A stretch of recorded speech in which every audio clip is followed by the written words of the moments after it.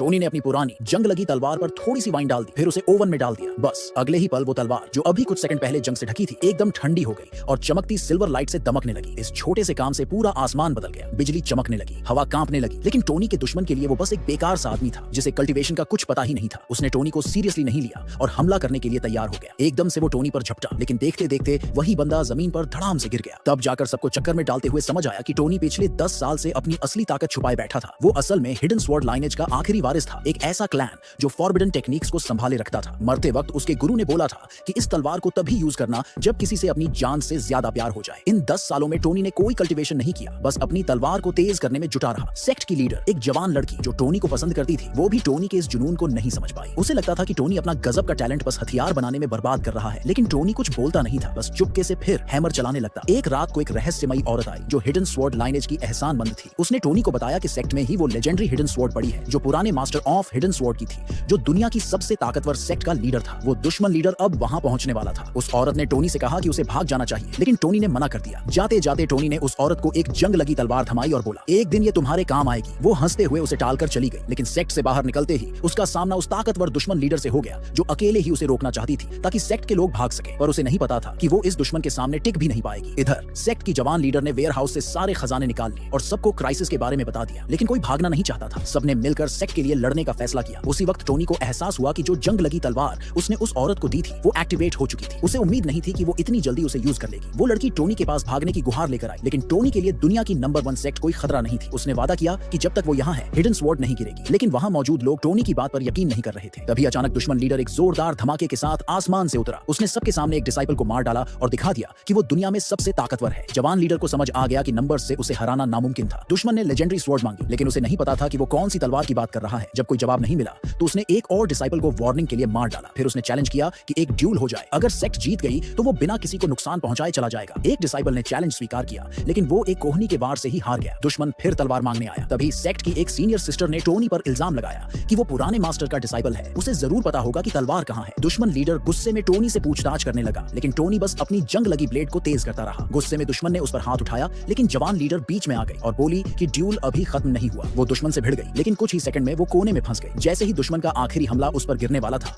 Tony ने एक छोटी सी हरकत से अपनी तलवार हिलाई, एक पत्थर उछाला और दुश्मन को पीछे धकेल दिया। फिर टोनी ने वो तलवार उठाई जिस पर वो 10 साल से मेहनत कर रहा था। दुश्मन ने हंसते हुए उसे पुरानी जंग लगी ब्लेड समझा और एक डिसाइपल को उसे खत्म करने भेजा। टोनी ने बिना कुछ बोले अपनी कैलाबाजा वाइन की बोतल कमर से उतारी और एक ही झटके में उसे फेंका, जिससे दुश्मन पीछे हट गया। फिर वो हवा में उछला, कैलाबाजा खोली और उसी वाइन को अपनी जंग लगी तलवार पर डाल दिया। फिर उसे फोर्ज में डाला। अगले ही पल वो जंग लगी ब्लेड फिर से जाग उठी। अब वो हिडन स्वॉर्ड लाइनेज की असली लेजेंडरी तलवार बन चुकी थी।